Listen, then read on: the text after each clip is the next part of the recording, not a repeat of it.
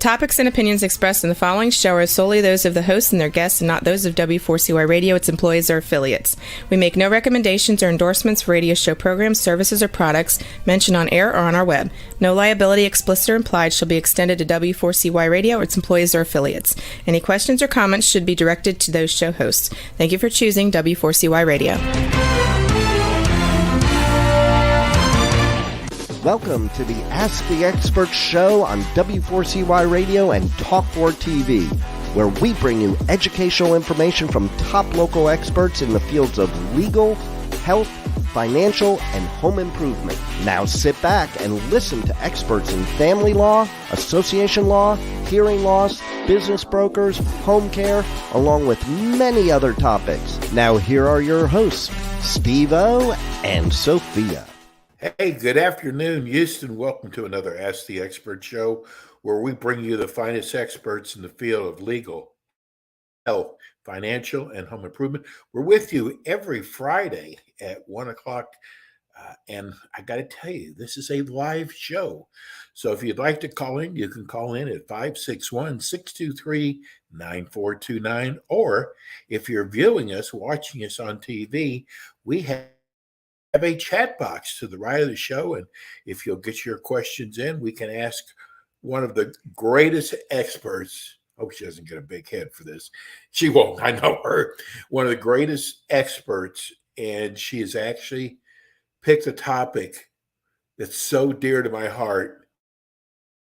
And I'll tell you once we get into the show. But let me welcome my friend, estate planning attorney, my friend, Julia Dean of the Dean Law Firm, which you can reach at 281-277-3326. We do a scroll during the show with Attorney Dean's website, so you can contact her through there. Good afternoon, Attorney. Thank you so much. It's always a pleasure to be here. Well, you know, I was looking at your bio, and I look at how long you've been practicing law for. And if you're watching on TV, you'll understand what I'm talking.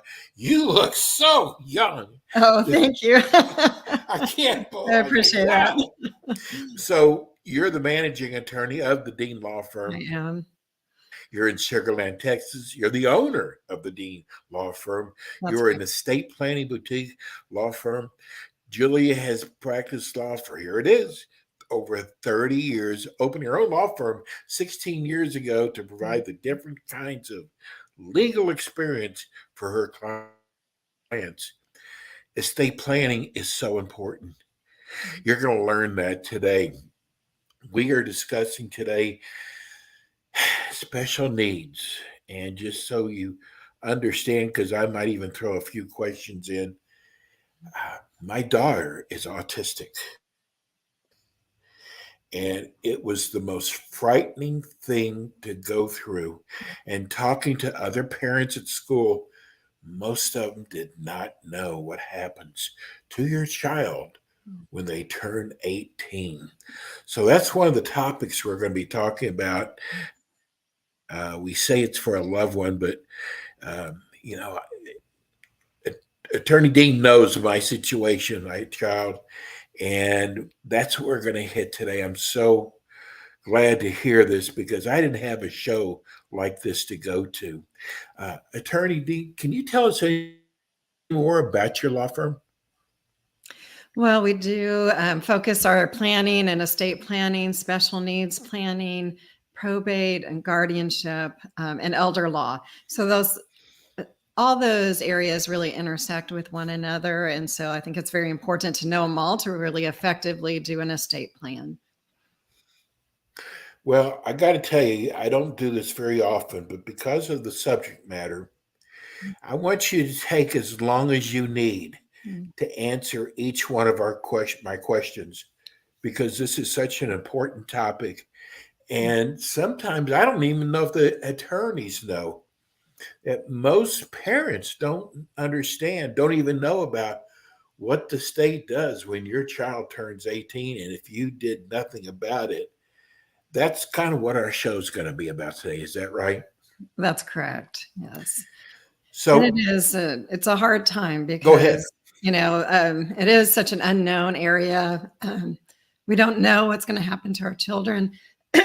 And we know that they need care the whole time. And it can happen even when they're young. So we just need to be pre-planning all along the way. So I think that's a very important topic. And you're right. A lot of attorneys don't know about this, even some estate planning attorneys. And so that's why I think all those areas, the elder law, this special needs trust planning, long-term care planning, are all vital pieces of really good estate planning.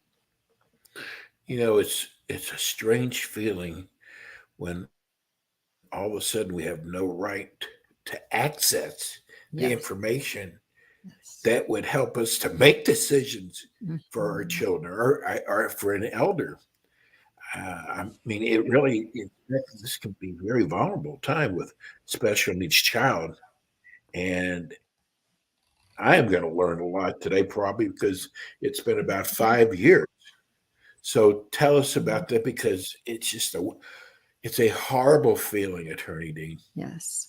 And it is such a mind shift that when our child turns 18, we lose all these rights and we cannot, make decisions for them, whether it's financial or medical or living decisions. We can't have access to their information or talk to their doctors.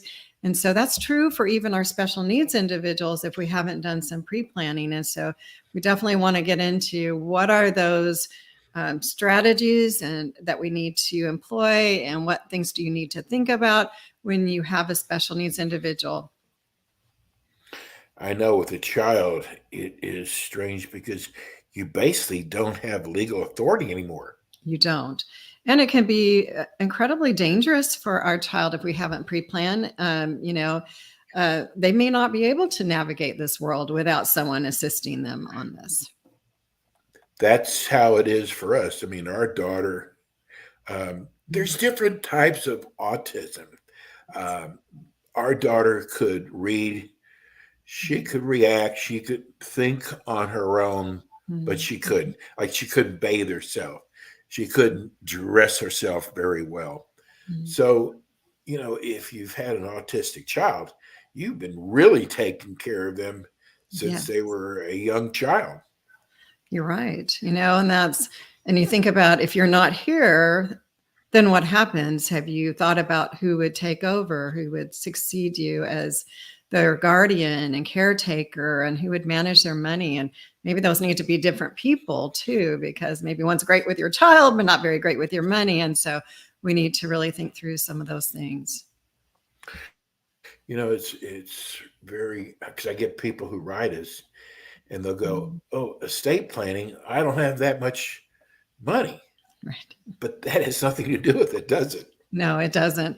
As long as we have anything, or we have a loved one, or we have a child, or we have a special needs child, all of that plays into estate planning. And so, So tell us about some of the considerations. yeah. So what we want to do is make sure we're planning and not disqualifying our child from government benefits that they may be receiving right now. So especially needs-based government assistance like Medicaid and SSI benefits. So if we give them money or we pass away and they get our money, and they're automatically disqualified if we haven't done some pre-planning to make sure that what we give them can help them and provide for them without disqualifying them from very important benefits. And the biggest benefit in all of that, I think, is the medical care. The SSI is not that much per month, which is Social Yes. Security income. It's not going to Oh, make you or are break so someone right. usually. But the medical care, that is huge. If we lose the medical care for them, then they really would be up a creek without a paddle. And so we want to make sure that we're not disqualifying them. So let's talk about some of those considerations. So one of them is just having a guardianship declaration. That's if you have minor children or you have special needs children. What that does is it's a legal document that says who you would desire to be the guardian after you. So even though we're going to talk about guardianships later for our special needs children, that we will want to get in place, but even when we have that, we want to think about who's our successor guardian. Who would you want? Maybe an alternate to that too. And so this becomes basically evidence for the court to know who you would want as a guardian for your child. Secondly, and I've alluded to that before already, is What special age needs trust. should you do this at? So I would do this right away for the guardianship declaration, and I would get the special needs trust in place right away, because we don't know when we're going to pass away and leave our child vulnerable. And so if we can get that in place now, even though they haven't turned 18, we've provided a means that when they do, we're not disqualifying them, and we have someone else in place. And when we're not here, there's someone else in place. So we have provided for kind of the whole realm of their life expectancy, and how we're going to provide for them. So we definitely want to look at this right away. And some of the special needs trust we want in place. So there's two different kinds of special needs trust. So there's a first party and a third party special needs trust. So we want to think about those.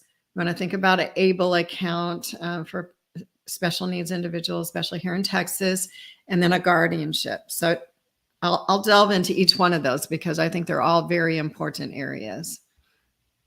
Just out of curiosity, so I'm in Florida. Attorney Dean is in Houston. Yes. And we were told by the attorney, because we didn't get this taken care of before our daughter turned 18, that it was a lot more expensive to get this done versus if we had done this earlier. Is that true in Texas too? Well, not necessarily, because we still may need a guardianship of your child. So if we need a guardianship of the estate, so there's two different kinds: a guardianship of the estate and a guardianship of the person here in Texas. So sometimes they're called conservatorships in other states, but a guardianship of the estate is someone to manage that person's finances. A guardianship of the person is to make the living decisions and the medical decisions. So it depends on the level of disability of our child. So our child may be able to, do a medical power of attorney or financial power of attorney, but then we still need to get this separate special needs trust in place for them. So, depending on their level, we may not need a guardianship, but most of the time we do need a guardianship. And we would do that. We could start that in Texas 6 months before they turn 18.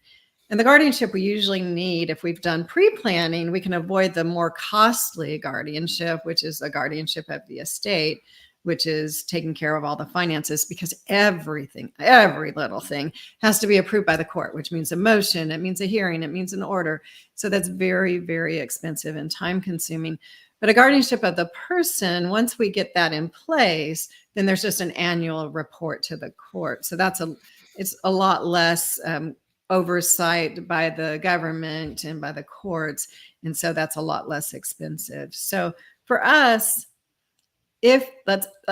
on your question, if Who's we your didn't client? do it earlier, let's say you passed away while your daughter was younger and hadn't turned 18 and we didn't have these things in place, then yes, it would be much more expensive, because then we would be going through the court system to get everything in place. And she would probably be disqualified for a period of time for all those needs-based government assistance until we could get the special needs trust put in place by the court. And sometimes they'll do court-ordered management trust. So it's not supervised by someone you want. And that is so much more expensive, because then it's still governed by the court. It's still there's an oversight. It's usually a corporate trustee that's managing it. Julie, is the child turned adult your client or the parents? Usually it's the parents that will come in and will be doing their planning and getting everything in place for the child. So the parent can actually do the planning for the child for even their own money with special needs. So we have, as I mentioned, there's two kinds of special needs trust: a first party and a third party special needs trust.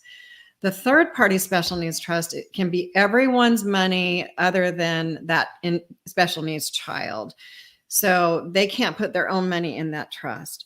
A first party special needs trust can be that child's own money. So we have the first party special needs trust with that child's own money, and we have the third party special needs trust, which can be anyone else's money.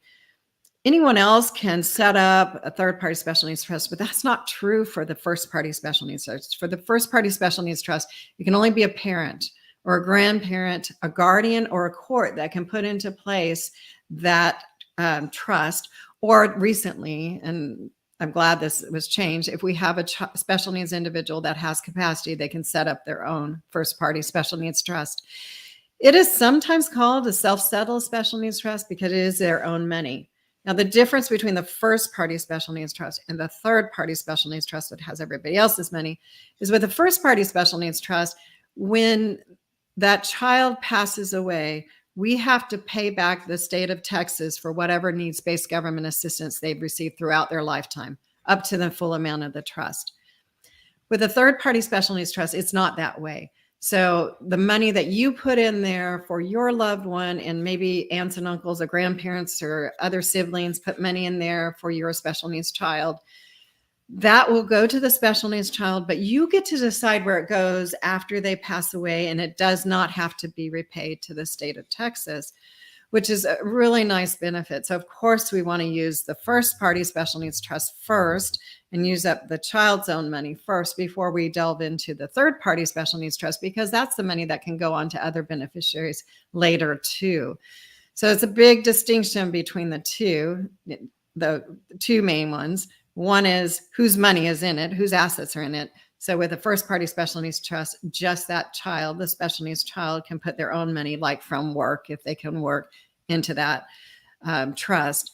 And we have to repay the state of Texas or whatever state you're in because of the Medicaid repayment for something like that. With a third party special needs trust, there's no Medicaid payback provision, and it can be everyone else's assets but that special needs individuals. And those are very important trusts to get in place now.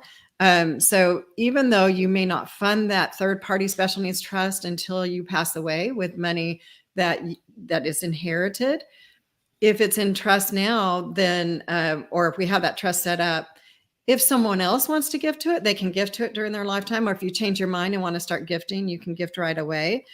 But also it's set up upon death so that it never disqualifies them. It immediately goes into that special needs trust for them, and they're never disqualified from their SSI benefits or their Medicaid benefits.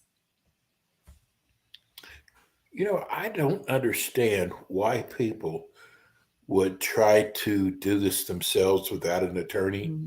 I mean, there is so much that needs to be done. Right. And by the way, we only get $400 a month from the state. Yes. It's not very much. SSI is very low. Yes. I don't know where they're leaving. But the part I wanted to ask you about is, you know, we weren't ready for this.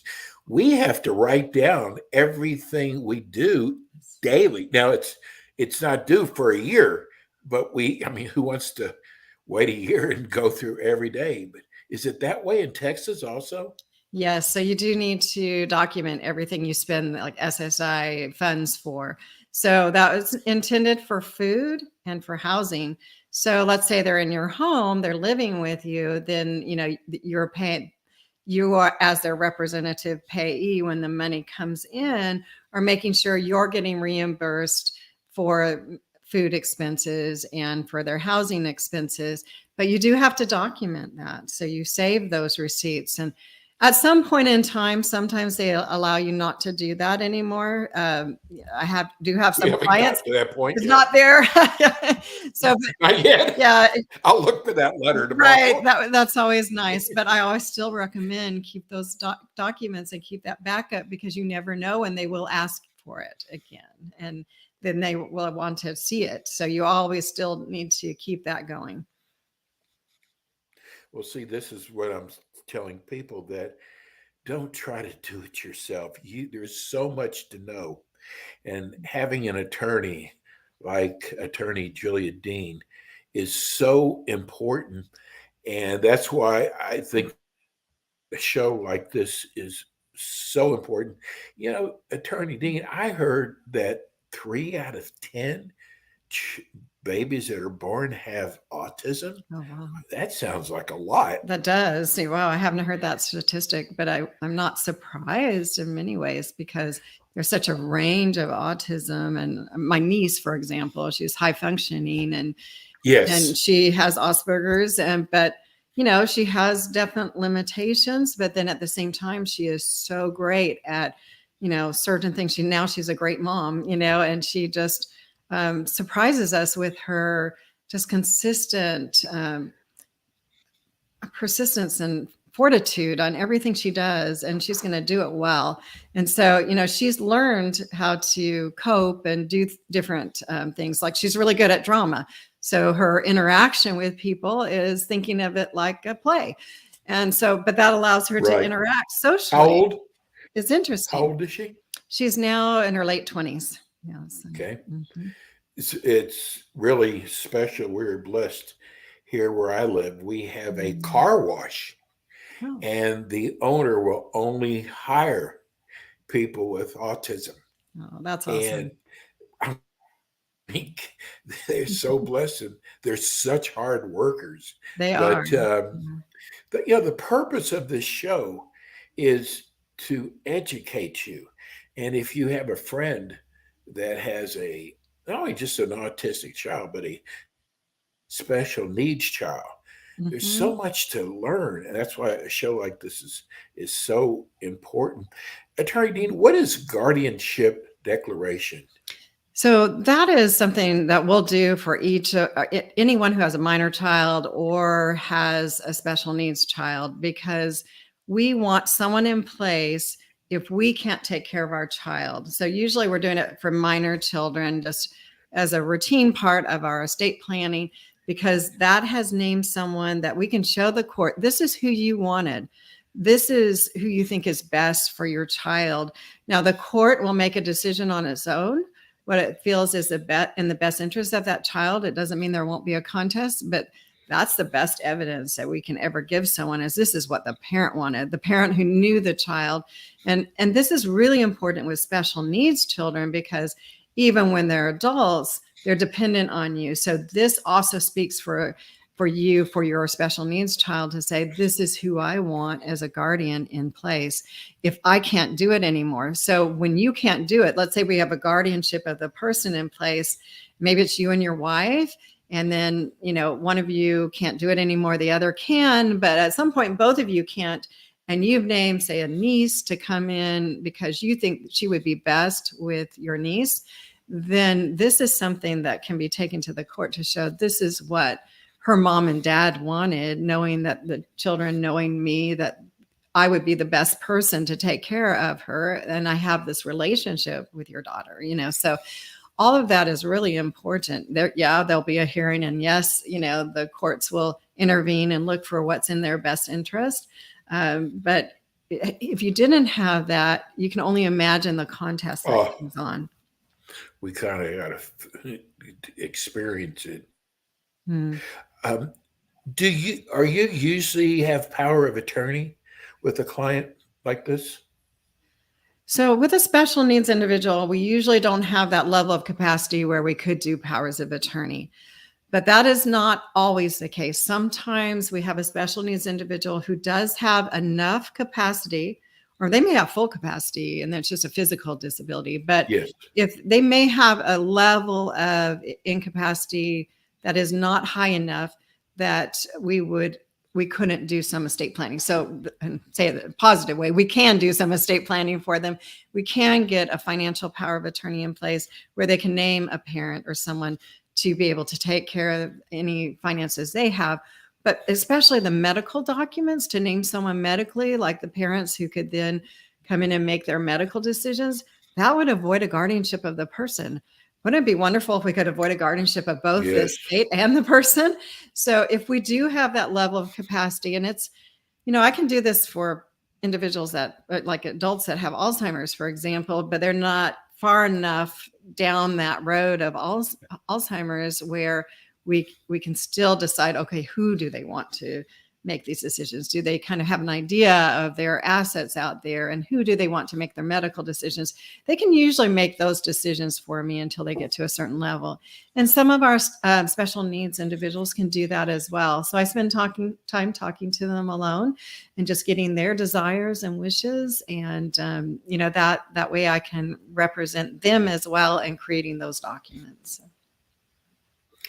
Well, somebody just texted us, a listener wanting to know, they just found the show and they just got at the tail end of third party for special needs. Can you explain that again? Absolutely.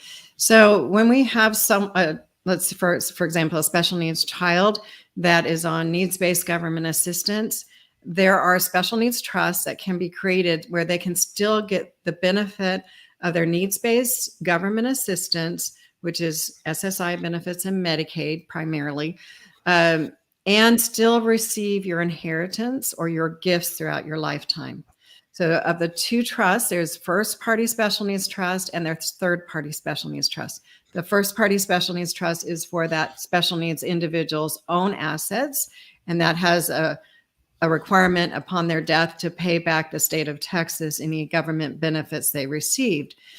There's also the third party special needs trust that you as a parent or a loved one, anyone who cares about that special needs individual can set up.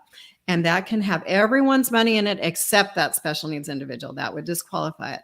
Now, there's very specific provisions for a special needs trust, or it would disqualify them. So you want to make sure that you are going to an experienced estate planning attorney who deals with special needs individuals and trust in order to make sure we're not disqualifying them. So what I see a lot of times is people throw in a contingent kind of special needs trust that doesn't do the job. And so we don't want that. We want a real robust special needs trust that will house the funds that you give them, whether in gifts during lifetime or upon your death through a testamentary gift into that trust. And with that, the trustee manages that for them. So the special needs individual, even if they have mental capacity, can never be the trustee of their own third party or first party special needs trust. They can be the sole beneficiary, and only one beneficiary, only one special needs beneficiary individual can be a beneficiary of either one of these trusts. It's only upon their death that any other beneficiaries can come into play.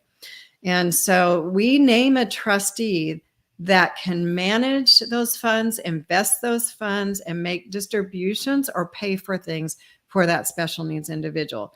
Now, I recommend that they never make outright distributions, because anyone who has a special needs child knows that there are very strict qualifying requirements. There's income and assets. You can only have $2,000 of assets at any one time. So you never want to get close to that, because if it goes over just a little, you're immediately disqualified. So it's always better if we have a trustee who can pay for better housing beyond what SSI would provide, who can pay for their utilities or for their healthcare needs that are not covered by Medicaid.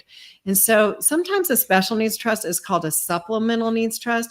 And the reason why is it supplements what the government would do for them. So the trustee never pays for anything that the government would pay for. It would immediately disqualify that trust, and they could require them to spend all that money down before they provide any benefits again. And that's why it's a supplemental needs trust. They never pay for what the government would pay for. But let's say the government decides, I'm not going to pay for that physical therapy through Medicaid. Does that happen? Oh, yeah, it happens. And so then you can take the money from the third party special needs trust or the first party special needs trust and pay for that additional care. Maybe they need occupational therapy, or maybe just some hobbies that they enjoy. So just things that they need, they like, they can be able to get those things. Go traveling, education, everything like that would be fine. One of our listeners just asked, my partner passed away and I'm not in the will. How do I go about handling the will? Okay. So that's an interesting question. Of course, if you're not in the will and the will is a valid will that's approved by the court, then you would have to show that you were in a common law marriage in order to receive anything, because there are some rights for spouses, including common law spouses. And that would be things like the right to live in the home the rest of your life, if you can prove that up. And so you have to have held yourself out as being married to other people, refer to yourself as, each other as husband and wife. Maybe there's letters that establish that, other neighbors or whoever who can establish that. So it would be a contest of the will that's there. If the will gets kicked out because it's not a valid will, then it goes to their heirs at law. And again, you'd be in the position of having to prove that you were a common law spouse because you weren't included, and you wouldn't be, you wouldn't be under the laws of the state of Texas either. Well, I've got good news and I've got bad news.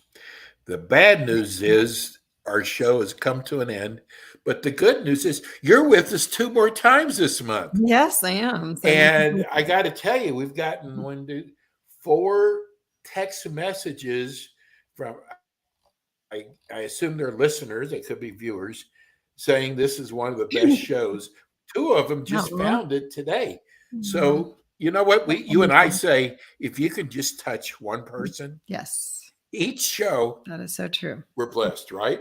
Yes. And thank you. That's very kind of you. And I'm always happy to help and educate in any way I can. If there's something that you want to hear about, please be sure to reach out to Steve, and we'll be sure to address your questions and concerns, because that's important to me too. Yeah, I got to tell you something. God has blessed you with this calming voice, and the type of practice you have, it is so important, because there's grieving people who come in. There's people talking about when they pass away. So I just wanted to tell you, here our person, you can see it, says, I just found you today and I have so many more questions. But she's going to be back twice, 2 more times. Good. Yes. She's with us every other Friday at 1:00. Yes. Julia, have a blessed week, and tell everybody your phone number and your website address. Thank you. It's 281-277-3326. And my website is juliadeanlaw.com. So that's JuliaDeanlaw.com. And if you go there, there's a contact us form that you can fill out, and we'll give you a call back. And so there's different ways that you can approach that. But we do have people that can help you just understand our process and how that works. And we'd love to be able to help you out. So. And Julia, so your next show that's coming up, can you put folders out behind you, stack them up? You're too neat over there in your office. It's down on the floor right now, to tell you the truth. I moved him. I'm pulling your leg. Yeah. Julia, thank you so much. She'll be back with us again in 2 weeks. We'll see Julia then. That. Thank you. Thank you so much, Julia. My pleasure. You have a great day. God bless.